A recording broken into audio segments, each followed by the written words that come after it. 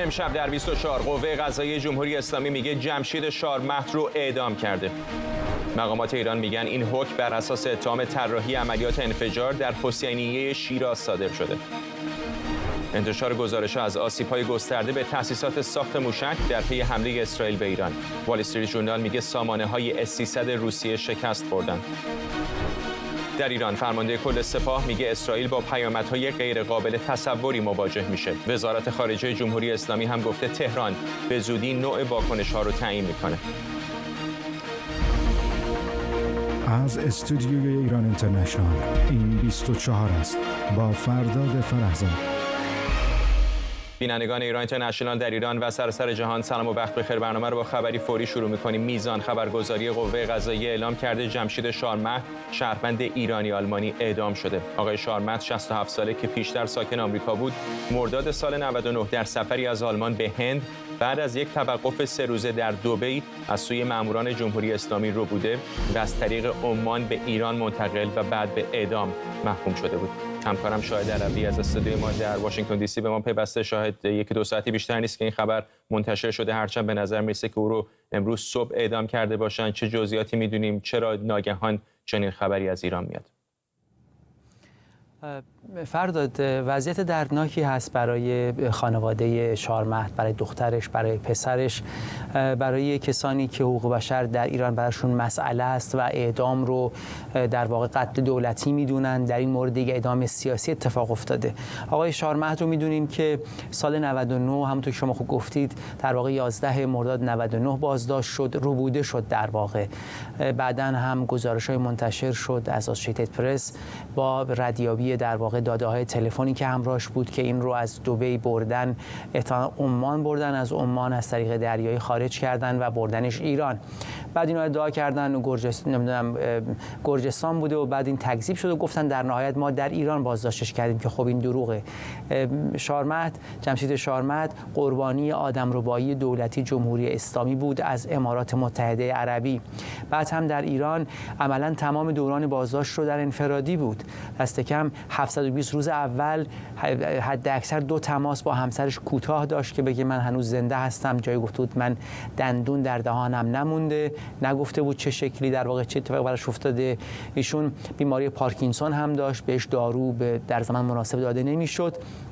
بعد فیلم های ازش پخش شد، یعنی بعد از شاید نزدیک به 4 ماه بازداشت در انفرادی در اون شرایط خاص، اعترافات اجباری ازش گرفته شد، مثل تقریبا سایر مواردی که ما در تمام این سالها شاهدش بودیم که اون تو اون اعترافات میگه که بله من در انفجاری در اون حسینیه شیراز دست داشتم، من دستور دادم، من میخواستم فلان وزارتخونه رو منفجر بکنم، آنجا بمبگذاری بکنم.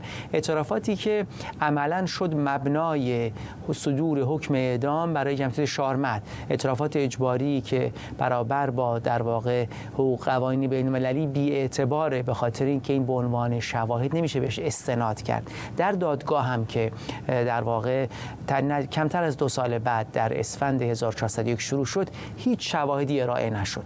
همون اعترافات خودش رو پخش کردن، منتشر کردن، کسانی رو آوردن از کسانی که تو اون حسینیه بودن، گفتن این آدمی که دستور بمبگذاری داده و در واقع اونها رو چیز کردن، اونها رو گفتن شما میشید شاکی ایشون و اینا درخواست اعدام کردن و در نهایت حکم اعدام برش 1402 صادر شد و در اسفند و بعد هم در دیوان عالی به اصطلاح تایید شد. اون چه که مشخصه اینه که در شرایطی که جمشید شارمهد مدارک و شواهدی نبود که کاری خلاف قانون کرده باشه، ایشون یکی دیگر از قربانیان در واقع دو تابعیتی هست که جمهوری اسلامی در مقطعی گروگان گرفت، اما ظاهراً در شرایطی نبود یا فکر نمی‌کرد این مناسب معاوضه در قبال پول یا آزادی کسانی باشه که برای جمهوری اسلامی فعالیت کردن بازداشت شدن. مثل حبیب اسیوط در صف اعدام قرار گرفت در شرایطی که همونطور که عرض کردم تمام تماسش با خانواده‌اش تماس‌های تلفنی نامنظم و بسیار کوتاه بود. اون چه که شما پرسیدید فردا چرا تو این شرایط اعدام شده، به نظر میرسه ادامه روندی هست که ما شاهدش بودیم. هر زمانی جمهوری اسلامی در عرصه سیاست بین‌المللیش و منطقه‌ایش آسیب می‌بینه، برای اینکه به مردم بگه هنوز توان سرکوب داره، کسانی رو انتخاب میکنه از زندان و اعدام میکنه. یعنی این روندی هست که تازگی نداره. همیشه وقتی اتفاقی میفته، چه اعتراض داخلی چه در واقع درگیری خارجی با قدرتی کشوری خارج از کشور یا مسئله‌ای که پیش میاد در منطقه، فعالان حقوق بشر نگرانن که جمهوری اسلامی سعی میکنه احتمالاً بعد از این شکست یا اون آسیبی که دیده قدرت نمایش رو به رخ مردمش بکشه که بی‌دفاعن و اونایی که در حکم اعدام دارن در خطر مرگ قرار میگیرن. به باور من اون چه که اتفاق افتاده برای آقای شارمت در همین چارچوب قابل تحلیله. انتقام بمباران ایران از سوی اسرائیل انتقامش رو از جمشید شارمت گرفتن. میدونم که دختر او و بسیاری دیگر در این مدتی که او در بازداشت و بعد محکوم به اعدام شد تلاش‌های بسیاری کردند از طریق کانال‌های مختلف دیپلماتیک، چه از طریق ایالات متحده، چه از طریق آلمان، چه از طریق اتحادیه اروپا، که شاید مقامات جمهوری اسلامی رو متقاعد بکنن که او رو رها بکنه. حتی وزیر خارجه آلمان هم چندین بار تلاش‌هایی کرد. الان دارم می‌بینم در این دقایق گذشته واکنش‌ها زیاد هست، از جمله هانا نویمن، یکی از نمایندگان اتحادیه اروپا که نماینده آلمان هم هست، پیامی اعتراضی در شبکه‌های اجتماعی منتشر کرده. چه می‌دونیم در مورد اینکه چرا تلاش‌های دیپلماتیک برای آزادی او به نتیجه نرسید؟ بله، الان هم در صحبت‌های به فردا در تکمیل صحبت‌های شما سخنگوی در واقع وزارت خارجه آمریکا هم اشاره کرد به این اعدام، محکومش کرد. خب به نظر میرسه این تلاش‌ها موفق نبود، چون تا که عرض کردم مثل مورد حبیب اسیوت ظاهراً در چارچوب یک معامله دیپلماتیک نمی‌گنجید. آمریکا تلاشایی کرده بود. واکنش ایران، کنعانی سخنگوی وقت وزارت خارجه این بود که چرا در واقع جانشین به اصطلاح سفیر اون نماینده ویژه آمریکا برای ایران جانشینش میاد با دختر غزاله شارمت، دختر جمشید شارمت دیدار میکنه. آمریکا چه نسبتی با شارمت داره؟ ایشون مقیم آمریکا بود، به اصطلاح اجازه اقامت داشت، ساکن بود، گرین کارت داشت، اما دو تابعیتی آلمان بود. آلمان هم تلاشایی کرد، اما به نظر میرسه این تلاش‌ها موفق نبود، چون اگر من بخوام خیلی صریح بگم، چون اراده‌ای برای موفق بودنش وجود نداشت، چون سالهاست جمهوری اسلامی از شهروندان تابعیتی گروگان میگیره و دنیا با این حکومت معامله میکنه. نه مانع سفر شهروندانش میشه، نه مانع آدمربایی جمهوری اسلامی از شهروندان این دو تابعیتی در کشورهای همسایه میشه، و نه وقتی که این گروگانگیری اتفاق میفته به شیوهی مؤثر مطابق با قوانین بین‌الملل باش برخورد میکنه. دیگه داریم که فقط شارمت نبود، الان دکتر جلالی در زندانه، کسان دیگه من الان حضور ذهن خانم تقوی در زندانه، زیادن. یعنی دو تابعیت‌های داخل زندان و شهروندان ایرانی که تابعیتی هم نیستن، از این امتیاز توجه بین‌المللی هم برخوردار نیستند، در خطر اعدام زیادن. اما جامعه بین‌الملل اراده‌ای برای برخورد نداره. در این مورد مشخص هم به باور من همین بود. آلمان اگر تلاش کرد برای در واقع گفتگو با ایران، وزارت خارجه‌اش تلاشایی کرد، سفارتش ماهای اولیه حتی امکانی نداشت که بدون این کجا نگهداری میشه. هر چقدر هم نامه‌نگاری کرد به سفارت پاسخی ندادن، چون میگن ما دو تابعیتی رو به رسمیت نمیشناسیم در قوانین جمهوری اسلامی. اما اون اراده سیاسی مؤثری که میتونه جمهوری اسلامی در عرصه بین‌المللی منزوی بکنه از طرف آلمان یا آمریکا یا اتحادیه اروپا وجود نداشت. همون در این ماهای به طور متوالی مثلا از آلمان خواسته شده که سپاه تروریستی اعلام بکنه، کاری که در مقابلش مقاومت میشه. پاسخ ایران چیه؟ اعدام شهروند بی‌پناه و بیگناهی هست که هیچ مدرکی برای اثبات اتهاماتش وجود نداشت. ممنونم از تو همکارم شاهد علوی از استودیوی ما در واشنگتن دی سی. محمد اولیایی فرد، وکیل دادگستری و عضو اتحادیه بین‌المللی وکلا از تورنتو با ماساق. اولیایی فرد، به نظرتون چرا جمهوری اسلامی در این زمان او را اعدام کرد علیرغم همه تلاش‌های بین‌المللی که بود برای آزادی او؟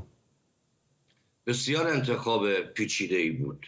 یعنی اصلا نمیتونیم ما این به اصطلاح اعدام رو، حالا چرا میگم به اصطلاح اعدام، در واقع قتل حکومتی رو بتونیم ساده در نظر بگیریم که مثلا بگیم برای ارعاب مردم و وضعیتی که وقتی که جمهوری اسلامی توش قرار میگیره. نه، یه انتخاب بسیار پیچیده‌ای بود که محورهای مختلفی داشت. اگر توجه بکنیم در واقع شرایط فعلی شرایطی هستش که اول بحث درگیری بین المللی که ایران داره، بحث نظامی که در واقع ایران داره با اسرائیل، حملات اسرائیل به ایران، با چراغ سبز آمریکا. خب شارمردم مقیم آمریکا بوده، دست کم گرین کارت داشته و حمایت های کشور غربی از جمله آلمان که شارمرد در واقع دو تابعیتی آلمان بوده و در واقع به نوعی میشه اعدام شارمرد رو ربط داد به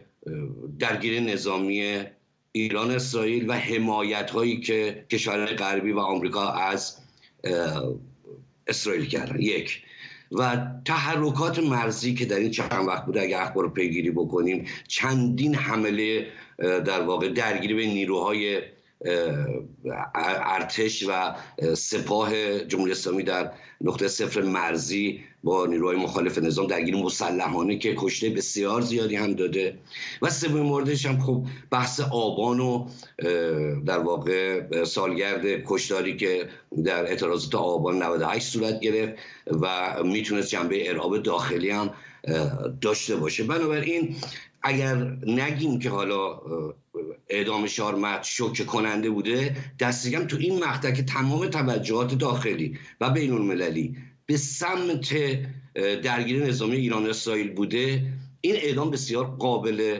توجه و تعمق هستش. اما بحثی که اینجا وجود داره این هستش که ما اصولا نمیتونیم کلمه اعدام رو در مورد جمشید شارمرد به کار ببریم. اعدام یعنی در یه اصطلاح حقوقیه که یک روند قضایی طی شده که منجر به یک حکم سالب حیات شده.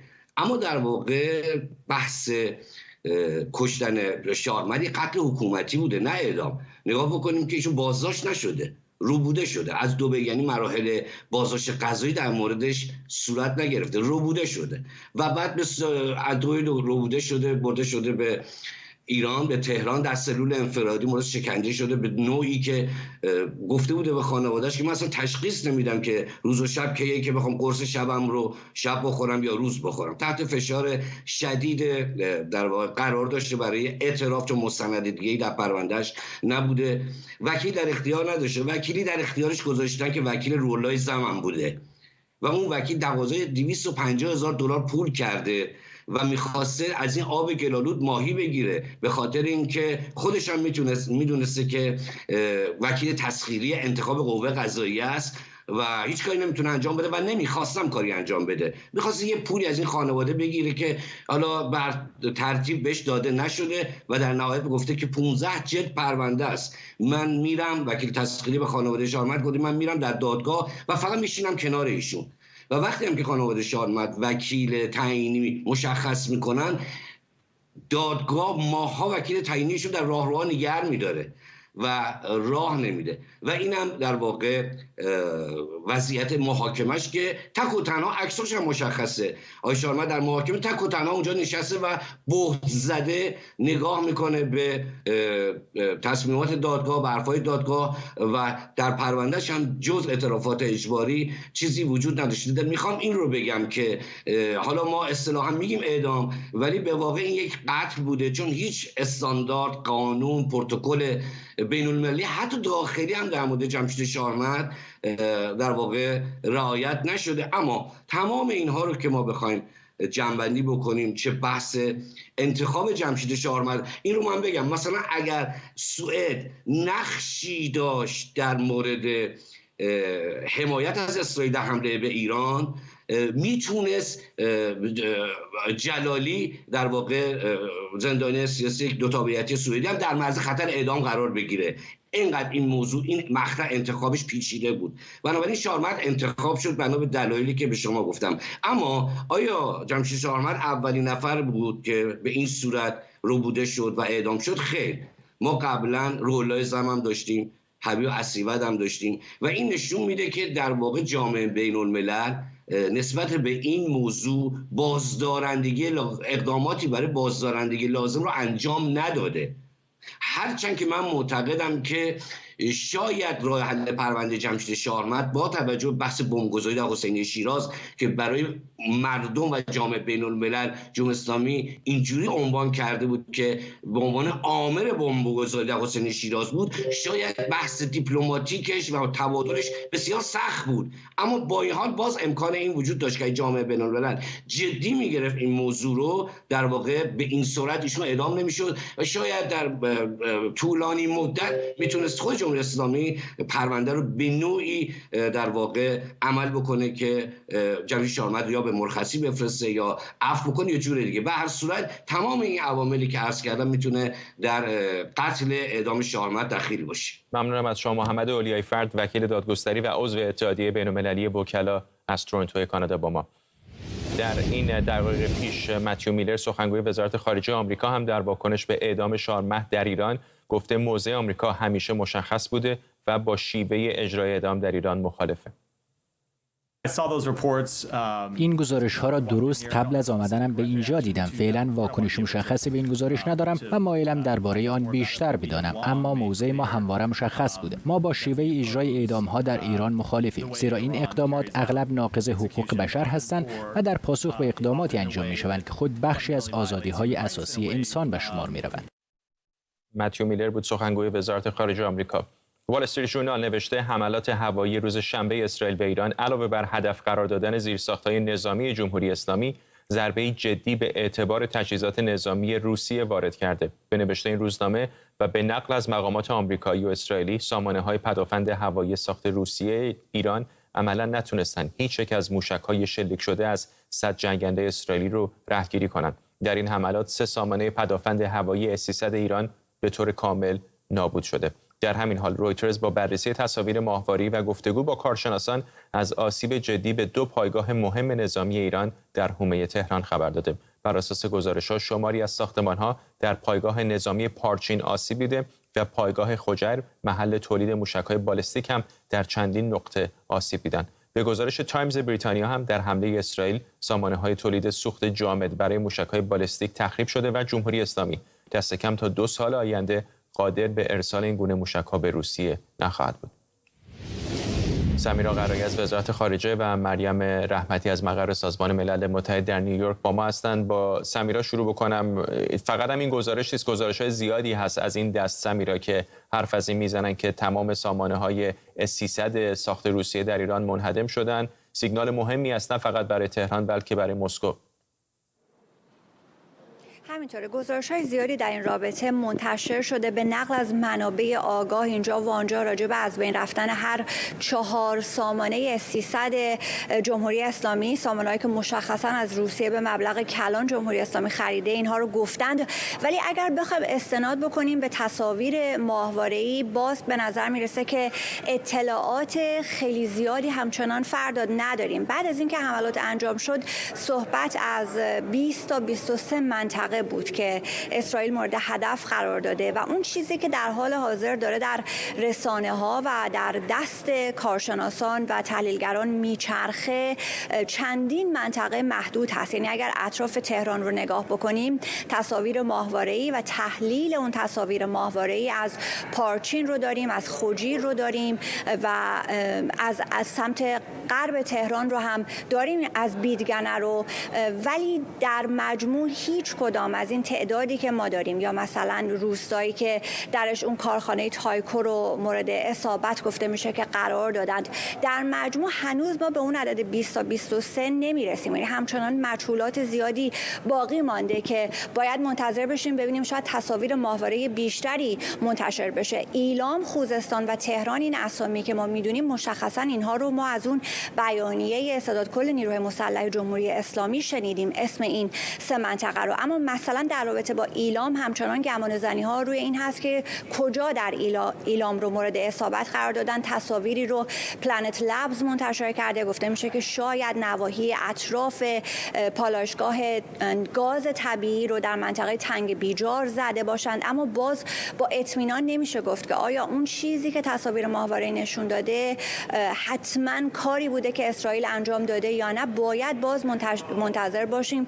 تصاویر ماهواره‌ای بیشتری منتشر بشه و شاید منابع دیگری همچنان صحبت بکنن. میدونیم که اسرائیل تصمیم گرفته که چندان به شکل عمومی صحبت نکنن. آقای نتانیاهو توصیه کرده که اخبار زیادی در این رابطه منتشر نشه. از سمت جمهوری اسلامی هم نمیشه به اخبار جمهوری اسلامی اتکایی کرد. دارن میگن که بخشی از پالایشگاه نفت آبادان مورد حمله قرار گرفته. اینها نمیشه واقعا بهش اتکا کرد، مخصوصا که سابقه هم که وجود داره سابقه بدی هست. اگر نخوایم راه دور بریم و به هواپیمای اوکراینی نگاه بکنیم، همین 6 ماه پیش که حمله اول اسرائیل بود به اون S-300 اصفهان، 6 ماه طول کشید تا آقای جعفری بیاد بگه که با 2 موشک بالیستیک اونجا رو زدن، گفتن کوادکوپتر بوده. به هر حال نمیشه به اونها هم اتکا کرد و تعداد کشته شدگان هم به همین ترتیب گفته میشه که از سمت جمهوری اسلامی 4 ارتشی بودند. باز روشن نیست با توجه به اون سامانه یک پارچه پدافند هوایی ایران که زیر نظر ارتش هست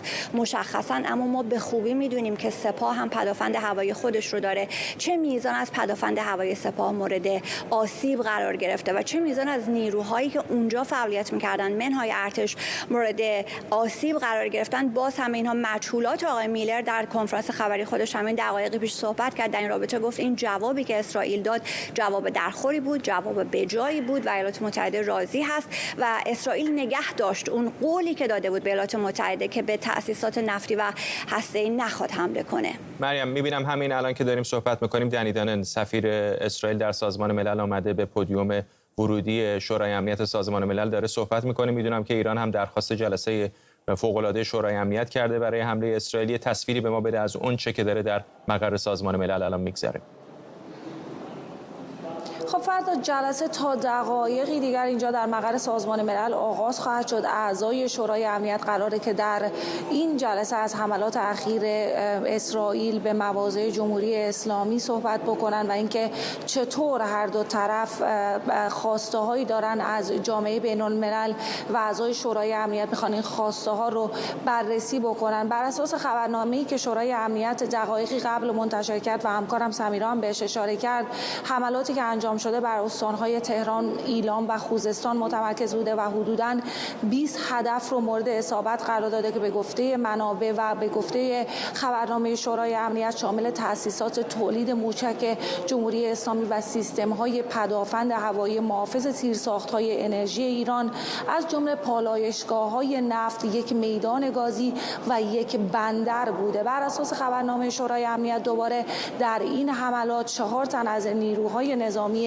جمهوری اسلامی به گفته مقامات ایرانی کشته شدند. فردا با در نظر داشت اینکه تنش‌ها میان جمهوری اسلامی و اسرائیل به سطح بی سابقه‌ای رسیده، جهان نظاره‌گر واکنش طرفین و موضع‌گیری‌های دیپلماتیک اعضای شورای امنیت. همونطور که می‌بینید در حال حاضر دنی دنان داره با خبرنگاران صحبت می‌کنه و در مورد اونچه که قرار هست امروز در شورای امنیت سازمان ملل مطرح بکنه صحبت میشه.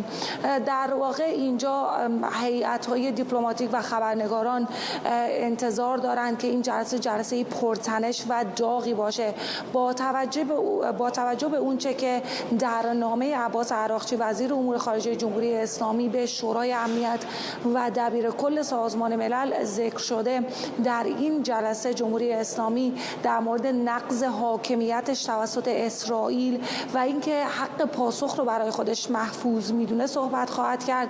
از طرف دیگه اسرائیل هم اعلام کرده که قصد داره ایران رو دوباره تهدیدی جدی برای صلح و امنیت جهانی معرفی بکنه و خواهان تحریم‌های سخت‌تر علیه جمهوری اسلامی ایران بشه. اعضای دائم شورای امنیت آمریکا، روسیه، چین، بریتانیا و فرانسه به احتمال زیاد مثل همیشه دیدگاه‌های متفاوتی رو در این جلسه اضطراری ارائه خواهند داد. آمریکا و بریتانیا احتمالاً اسرائیل رو حمایت خواهند کرد مانند همیشه و روی تهدیدات ایران برای منطقه تاکید می‌کنند، در حالی که روسیه و چین که متحدان جمهوری اسلامی به حساب میان با اسرائیل مخالفت خواهند کرد در این جلسه و این حملات رو دوباره محکوم می‌کنند. کشورهای اروپایی مثل فرانسه هم ممکنه روی اهمیت دیپلماسی و جلوگیری از افزایش تنش‌ها تاکید کنند، موضوعی که دبیر کل سازمان ملل هم ساعتی قبل در بیانیه‌ای بر اون تاکید داشت و خواهان خویشتن‌داری جمهوری اسلامی ایران و اسرائیل شد و اینکه گفت نباید این تنش‌ها در منطقه خاورمیانه بیشتر از این ادامه پیدا بکنه و گسترده‌تر نباید بشه. میدونیم موضوع عراق هم قرار هست امروز در جلسه شورای امنیت هم مطرح بشه. شکایت رسمی که علیه اسرائیل مطرح کرده، چون که میگه اسرائیل برای حمله به ایران از حریم هوایی عراق استفاده کرده. فرداد برمیگردم به تو. ممنونم از هر دوی شما. مریم رحمتی در مقر سازمان ملل و سمیرا قرایی از وزارت خارجه. میدیدید تصاویر زنده رو از دنی دنن سفیر اسرائیل در سازمان ملل. اجازه بدید بخشی از صحبت او رو هم بشنویم. دادیم که بتونیم قابلیت‌های اونروا رو محدود کنیم و البته همچنان ادامه خواهیم داد به تلاشمون با دیگر سازمان‌های امدادرسان برای اینکه می‌خوایم که کمک کنیم کار دیگر NGO ها مثلا یونیسف در مورد واکسن فلج اطفال و دیگر کمپین‌ها. آیا همچنان در شمال غزه میتونن ادامه بدن؟ بله، در شمال غزه هم کارشون رو ادامه میدن برای اینکه ما اونها در شهرهای شمال غزه عملیات ادامه داره، ولی خب عملیات امدادرسانی هم ادامه داره. بنابراین کمپین فلج اطفال رو به پایان خواهد رسوند. بله. خب ایالات متحده گفتند که نظارت خواهد داشت تا مطمئن باشن که سیاست به اصطلاح گرسنگی دادن به مردم غزه اتفاق نمیفته. واکنش شما چی است؟ خب ما سندهایی رو ارائه دادیم که نشون میده که در همون مناطق ویژه نشون میده که هیچ کسی نمیتونه اسرائیل رو متهم کنه به گرسنگی دادن. این یک خبر فوری است. یک خبر فوری دیگه داریم در ارتباط با همین تنش فزاینده بین ایران و اسرائیل. دقایق پیش کانال 13 اسرائیل گزارش داده که واکنش دیگری از اسرائیل علیه ایران در حال برنامه‌ریزی هست. این رو فعلا تا این لحظه فقط کانال 13 اسرائیل داره میگه. گفته شده که واکنش دیگر اسرائیل علیه ایران به زودی در پاسخ به سوء قصد علیه نخست وزیر نتانیاهو برنامه‌ریزی شده. گفته شده که کابینه دیشب درباره واکنش اسرائیل به حمله پهپادی حزب الله به خانه نخست وزیر نتانیاهو در قیصریه بحث و تبادل نظر کرده. همچنین گفته شده که اسرائیل به ایران پاسخ به حمله اسرائیل رو شامل نمیشه و انتظار میره که پاسخ دیگری هم به زودی ارائه بشه. به وزرا و سیستم امنیتی چندین اقدام پیشنهاد شده و اتخاذ تصمیم به زودی انتظار میره که گرفته بشه. دوباره تاکید میکنم که این خبری است که تا این لحظه فقط کانال 13 اسرائیل منتشر کرده و مدعی شده که کابینه امنیتی اسرائیل تصمیم گرفته که یک واکنش دیگر هم به زودی علیه ایران انجام بده. طبیعتا این خبر رو داریم رصد میکنیم، خبرنگاران ما در منطقه‌مون رو دنبال میکنن. فعلا فقط از کانال 13 اسرائیل داریم اون رو نقل قول میکنیم. حسین سلامی فرمانده سپاه اسرائیل رو تهدید کرده که حملش به جمهوری اسلامی دارای به گفته او پیامدهای تلخ و غیرقابل تصوری برای اسرائیل خواهد بود. وزیر دفاع جمهوری اسلامی هم خسارات ناشی از حملات اسرائیل رو جزئی برآورد کرده و گفته این خسارات سریعاً ترمیم و جایگزین شدند. دبیر شورای عالی امنیت ملی هم گفته حمله اسرائیل تأثیری بر توان نظامی که هدف این عملیات بوده نداشته. همزمان در خیابان‌های تهران از جمله میدان ولیعصر دیوارنگاری جدید و سوال برانگیزی هم نصب شده. در این تصویر در یک طرف مسعود پزشکیان و محمد باقری رئیس ستاد کل نیروهای مسلح با عنوان جنگ بلد و در طرف دیگه جو بایدن و بنیامین نتانیاهو با عنوان جنگ طلب قرار دارند. پزشکیان در جلسه هیئت دولت گفته تهران طالب جنگ نیست اما پاسخ مناسبی به اسرائیل خواهد داد. جمشید برزگر روزنامه‌نگار و تحلیلگر سیاسی از تورنتو و جابر رجبی تحلیلگر سیاسی با ما هستند. آقای برزگر، من به یاد ندارم که در شرایط این چنینی عکس رئیس جمهوری ایران هرگز روی بیلبوردها باشه. معمولاً خامنه‌ای است دیگه، اوست که فرمانده کل قواست. چرا هم در سخنانش خامنه‌ای حرف از این میزنه که مسئولان برن ببینن چه پاسخی باید بدن، هم در این پوستر، حالا نمیدونم تصادفی بوده یا معنایی داره، رئیس جمهوری رو جلو گذاشتن؟ سلام بر شما مهمان برنامه و بینندگان. آقای فرزاد به نکته کاملا درست اشاره کردید. ببینید در حکومتی که در مورد تمامی امور از جزئی ترین مسائل گرفته تا کلی ترین امور در واقع علی خامنه‌ای تصمیم میگیره.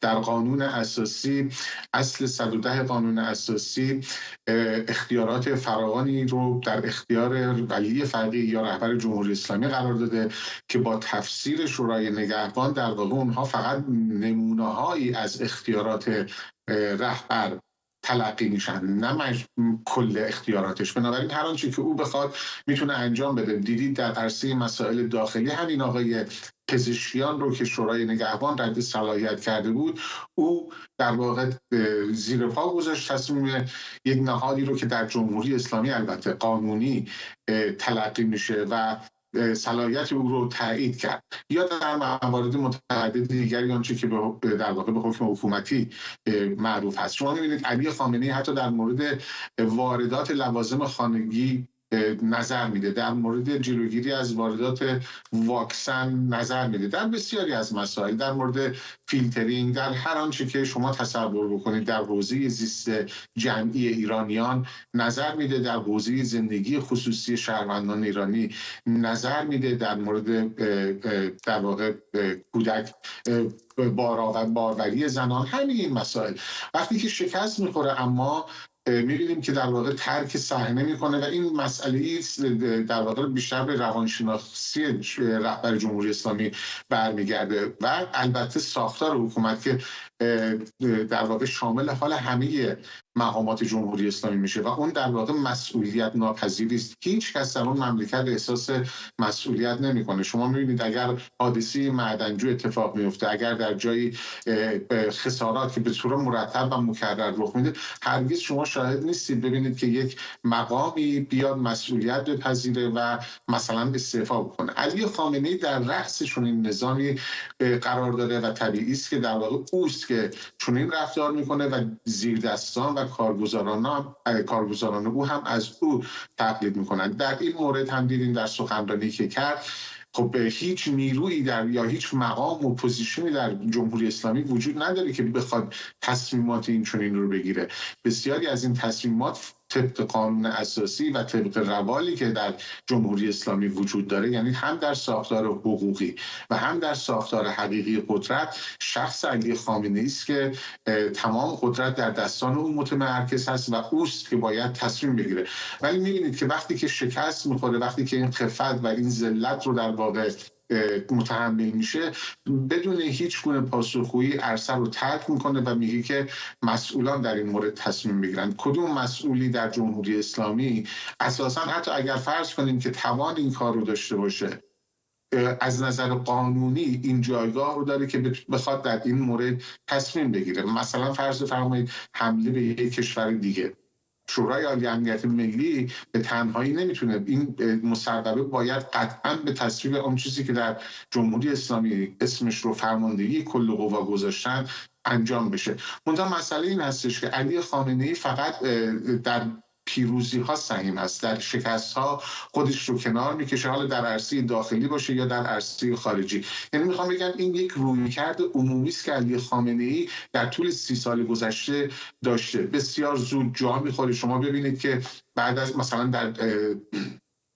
ماجرای حمله به کوی دانشگاه در سال 78، وقتی که در اون 2-3 روز اول عکس‌های او رو پاره کردن، خب فیلماش هست، همه به خاطر دارن چگونه در واقع نشست و گفت که من از حق خودم میگذرم، اگر عکس من رو پاره کردن چیزی نگید و طرفداراش گریه میکردن.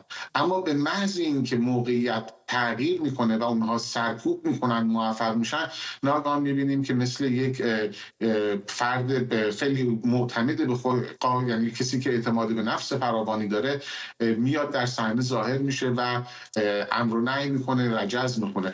در مقابله با اسرائیل این وضعیت به شکلی بسیار تحقیرآمیزتر قابل مشاهده است. یعنی الان در وضعیتی هستن که او نمیتونه از شعارهای قبلی خودش عقب نشینی بکنه و نمیتونه به اون شعارها رو ادامه بده، هرچند عملا شما اگر نگاه بکنید از کشته شدن حسن نصرالله به این سو، ادبیات علی خامنه‌ای و به دنبال او ادبیات رهبران جمهوری اسلامی و فرماندهان سپاه کاملا تعدیل شده. از خیلی از واژگان و اصطلاحاتی که مثل انتقام سخت، پاسخ سخت، وعده صادق، از این چیزا میگن، دیگه خبری نیست در اظهار نظرهاشون.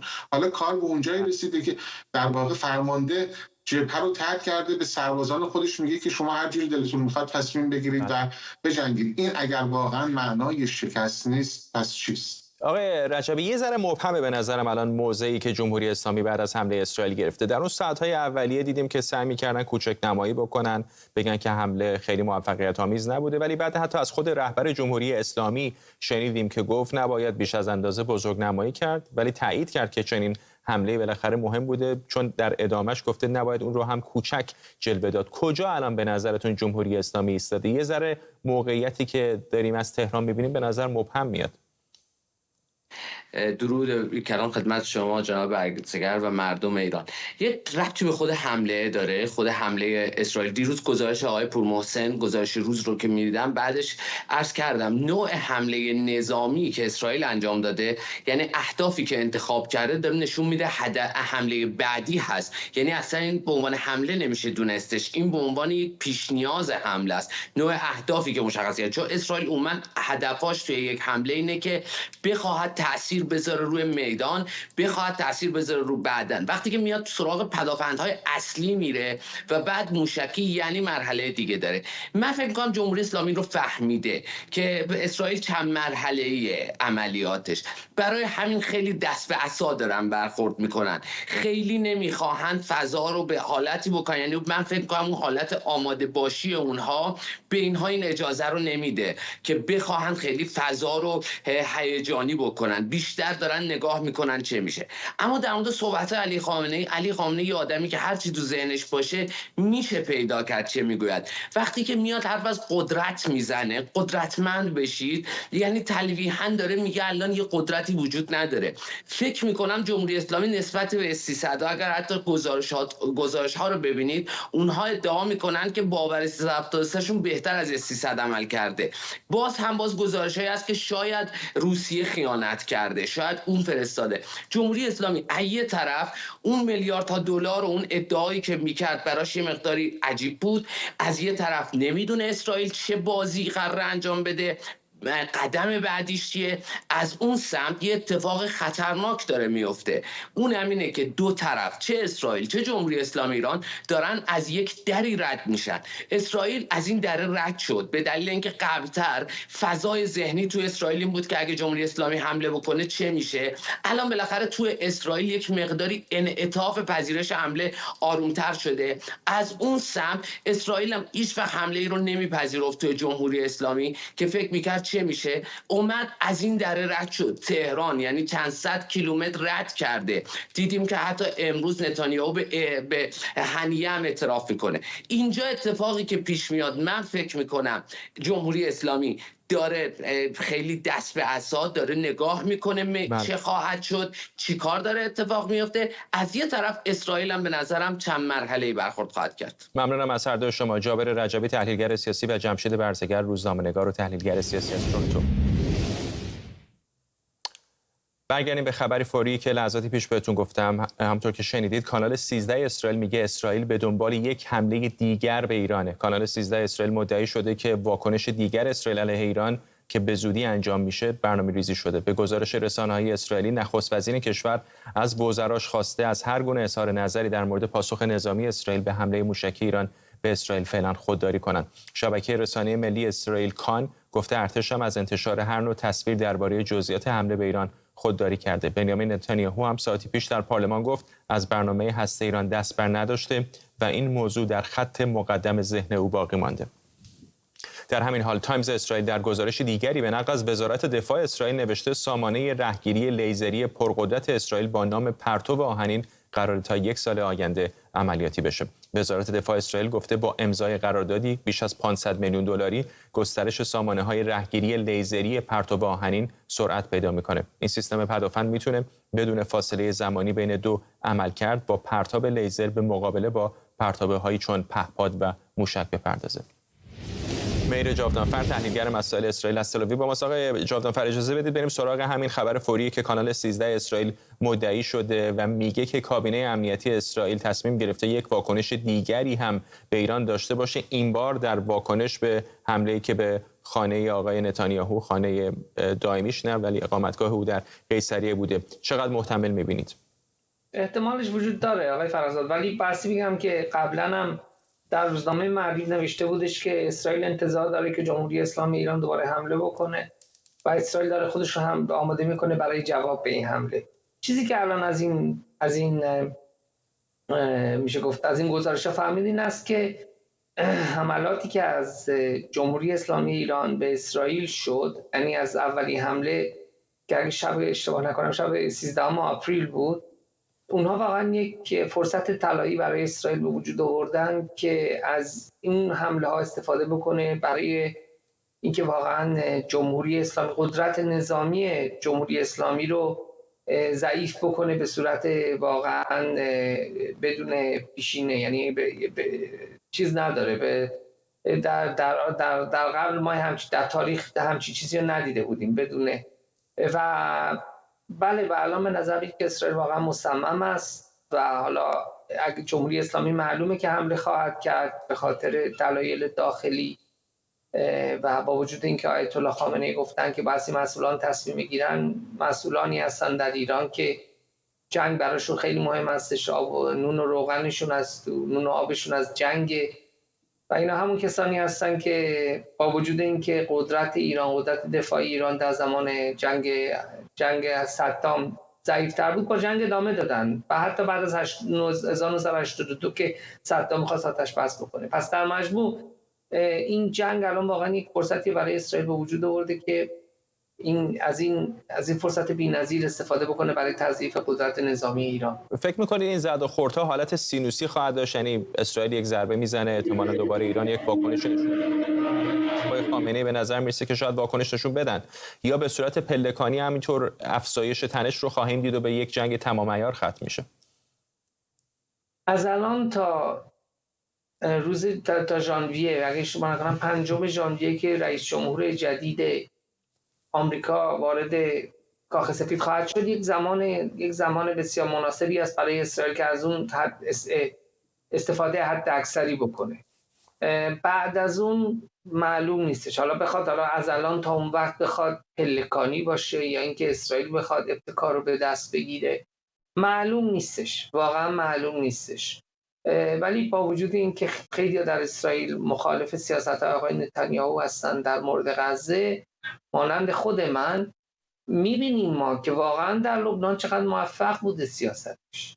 یعنی الان چی شد، چقدر حداقل 50% موشک‌های حزب الله از بین رفتن، چقدر الان مناطق جنوب لبنان الان تونل‌ها دارن منفجر میشن، چقدر اسلحه به دست اومده، چقدر الان داره اونجا پاکسازی میشه و کسی به اسرائیل چیزی نمیگه. یعنی که اسرائیل با حملاتش در لبنان داره ادامه میده علیه حزب الله، شما هیچ فشاری نمیبینید.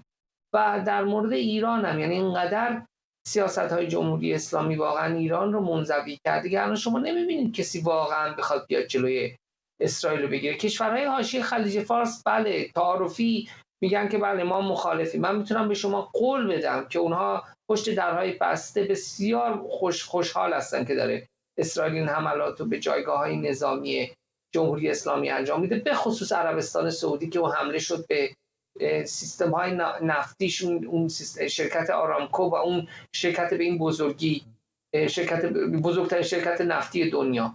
الان تمام این کشور، آقای بایدن میگه، بعضی میگن آقای بایدن الان نشسته و تماشاچیه.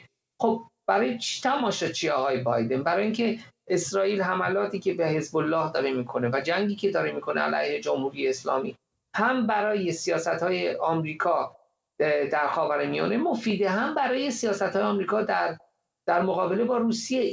این کارخانه‌های موشکی و پهپادی که به نقل نیویورک تایمز اسرائیل زد نابود کرد، اینا همونایی هستن که به روسیه کمک میکنن.